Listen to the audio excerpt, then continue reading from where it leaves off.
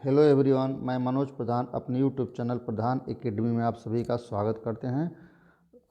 आज मैं आप लोगों के लिए आधुनिक भारत के इतिहास से संबंधित कुछ महत्वपूर्ण प्रश्न लेकर आया हूं, जो समीक्षा अधिकारी, सहायक समीक्षा अधिकारी, पुलिस भर्ती एवं अन्य प्रतियोगी परीक्षा के लिए जीएस या समान अध्ययन के रूप में बहुत ही उपयोगी है। इसके साथ ही टीजीटी और पीजीटी में जो है इतिहास से तैयारी करने वाले अभ्यर्थियों के लिए बहुत महत्वपूर्ण है। चलिए हम सीधे प्रश्न पर आते हैं। प्रश्न नंबर 1, भारत आने वाली प्रथम यूरोपीय कंपनी कौन थी? विकल्प है ए पुर्तगाली, बी डच, सी अंग्रेज और डी फ्रांसीसी। इस प्रश्न का सही उत्तर है विकल्प ए पुर्तगाली।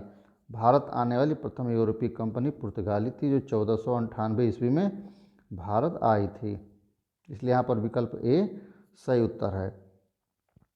अगला प्रश्न देखिए, भारत आने वाला प्रथम यूरोपीय यात्री कौन था? विकल्प A Vasco da Gama, B बार्थोलोम्यो, C Almeida और डी अल्बुकर्क।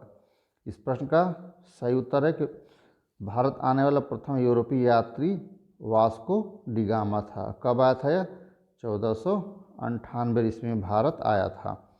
नेक्स्ट प्रश्न देखिए, वास्को डिगामा किसकी सहायता से भारत के समुद्र तट पर उतरा था?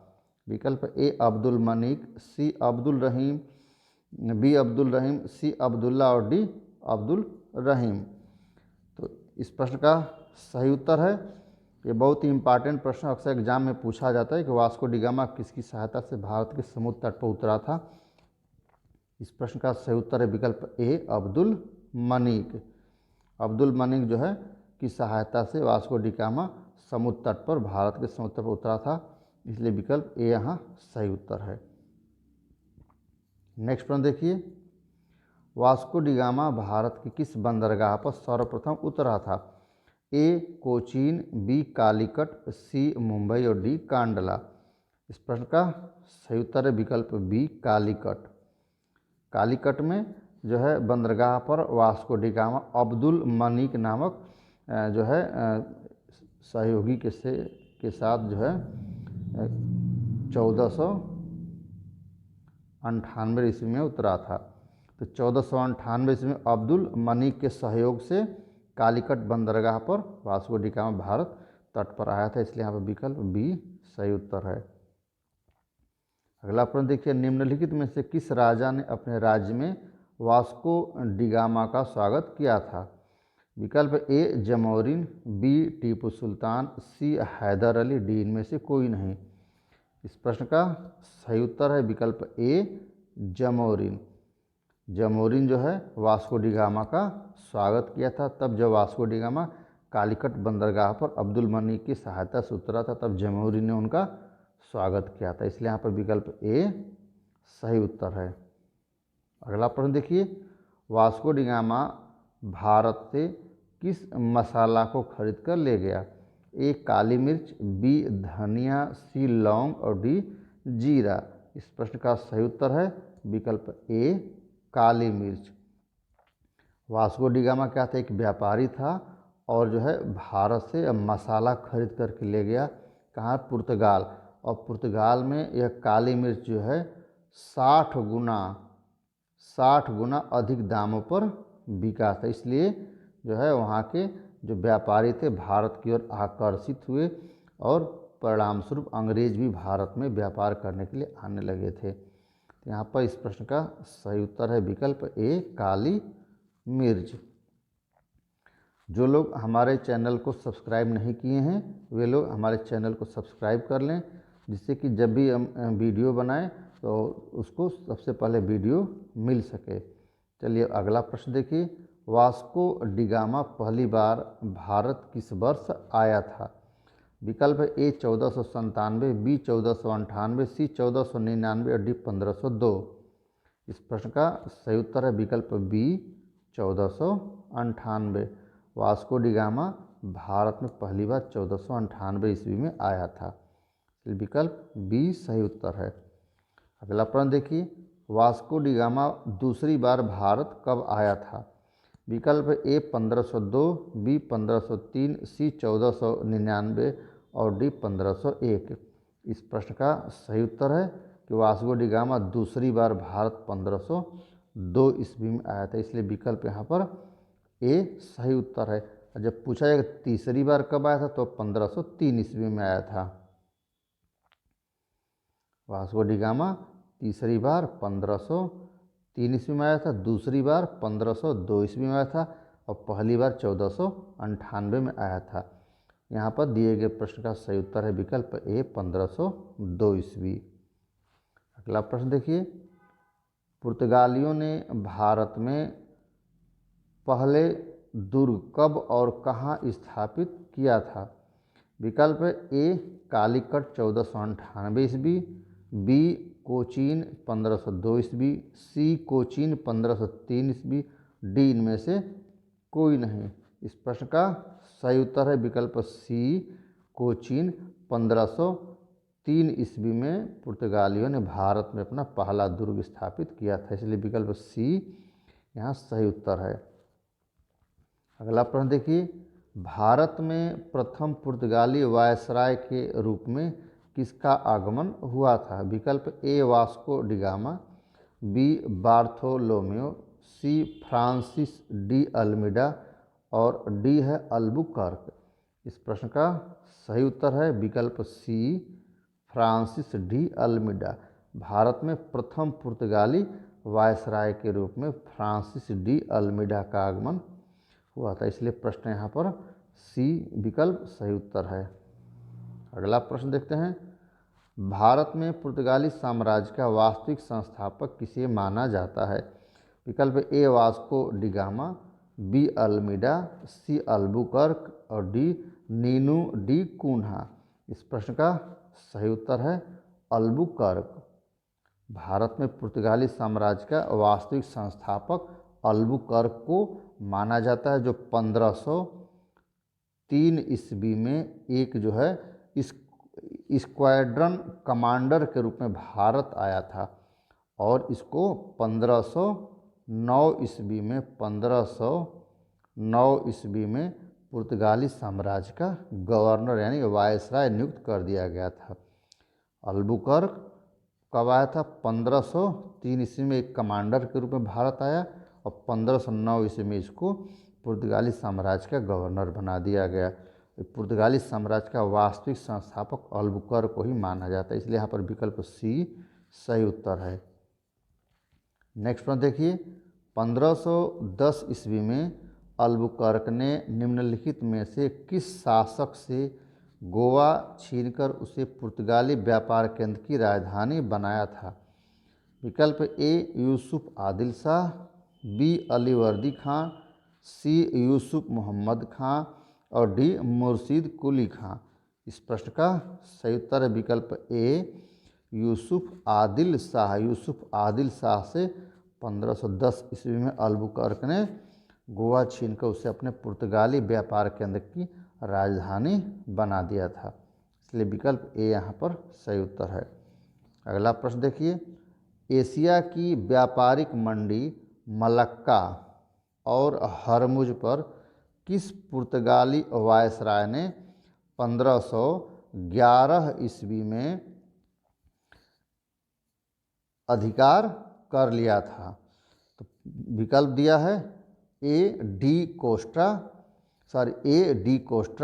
B Albuquerque, C de Cunha और डी इनमें से कोई नहीं।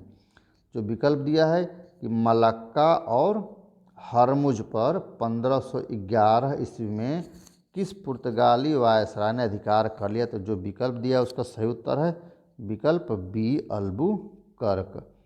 अल्बुकर्क जो 1509 ईस्वी में पुर्तगाली साम्राज्य का गवर्नर बना और 1510 में गोवा को अपने साम्राज्य की व्यापारिक राजधानी बनाया। अब 1511 ईस्वी में जो है मलक्का और हरमुज नामक जो है व्यापारिक मंडी पर कब्जा कर लिया था, इसलिए यहाँ पर विकल्प बी सही उत्तर है। अगला प्रश्न देखिए, किस पुर्तगाली वायसराय ने पुर्तगालियों को भारतीय महिलाओं के साथ विवाह करने तथा भारतीयों को सेना में भर्ती करने के लिए प्रोत्साहित किया था? विकल्प A Vasco da Gama, B da Cunha, C Albuquerque और डी अल्मीडा। इस प्रश्न का सही उत्तर है विकल्प सी अल्बुकर्क। अल्बुकर्क नामक पुर्तगाली वायसराय ने पुर्तगाली नागरिकों को भारतीय महिलाओं के साथ विवाह करने और भारतीयों को अपनी सेना में भर्ती करने के लिए प्रोत्साहित किया था, इसलिए यहाँ पर विकल्प सी सही उत्तर है। अगला प्रश्न देखिए, निम्नलिखित में से किस वायसराय ने कोचीन को गोवा की जगह पुर्तगाली व्यापार केंद्र की राजधानी बनाया था? यहाँ पर प्रश्न है कि किस वायसराय ने कोचीन की जगह गोवा को, तो यहाँ पर है आपका डी कुन्हा। विकल्प बी यहाँ पर सही उत्तर है। अगला प्रश्न देखिए, किस बंदरगाह को पुर्तगाली महान बंदरगाह की संज्ञा देते थे? विकल्प ए चटगांव, बी नागपट्टनम, सी सतगांव और डी हुगली। इस प्रश्न का सही उत्तर है पुर्तगाली महान बंदरगाह की संज्ञा देते थे, विकल्प ए है चटगांव को।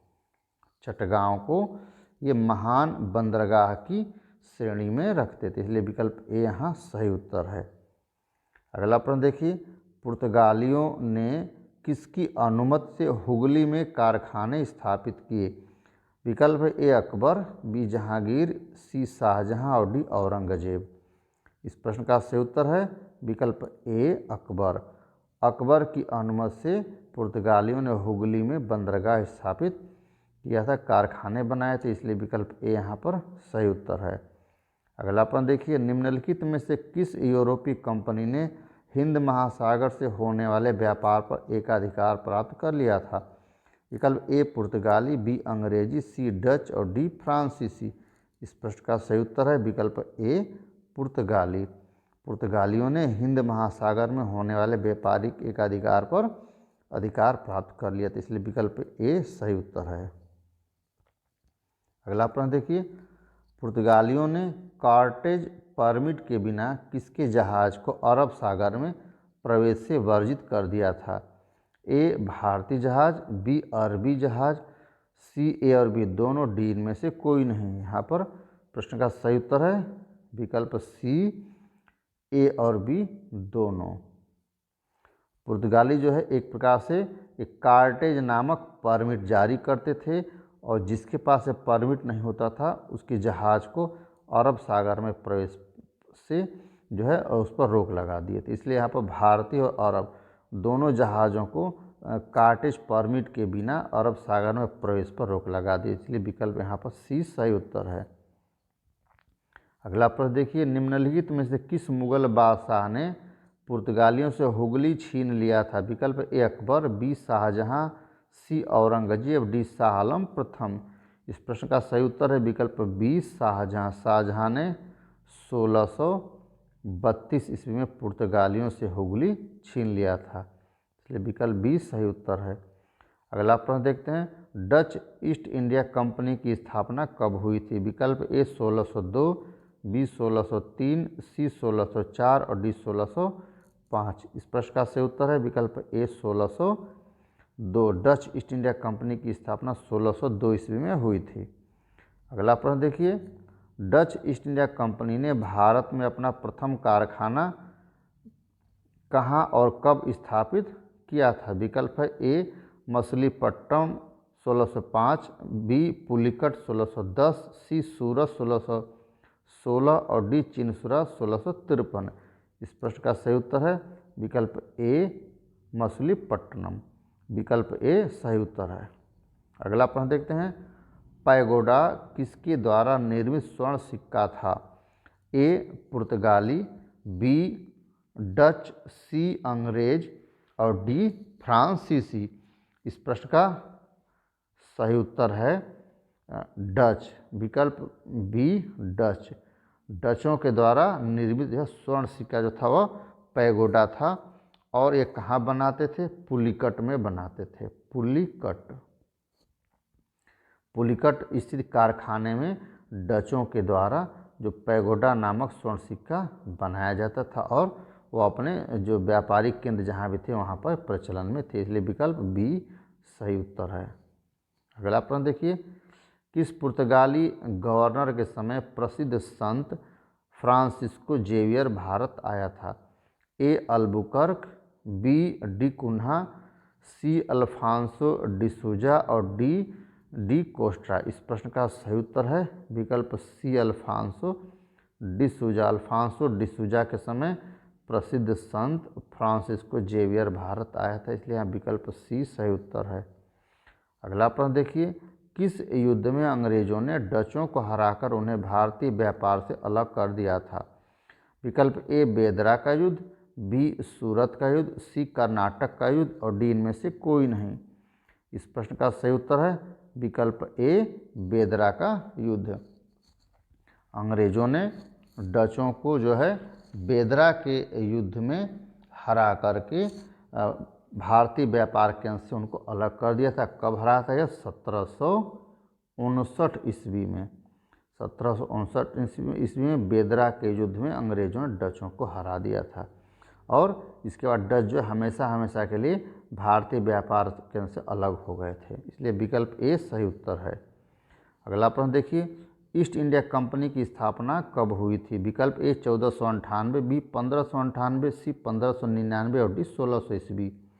इस प्रश्न का सही उत्तर है विकल्प सी 1599। अंग्रेजी ईस्ट इंडिया कंपनी की स्थापना 1599 ईस्वी में हुई थी, इसलिए विकल्प सी यहाँ पर सही उत्तर है। और 1600 ईस्वी में ईस्ट इंडिया कंपनी को पूर्व के देशों के साथ व्यापार करने का परमिशन महारानी की तरफ से मिल गया था, यहाँ पर विकल्प सी सही उत्तर है।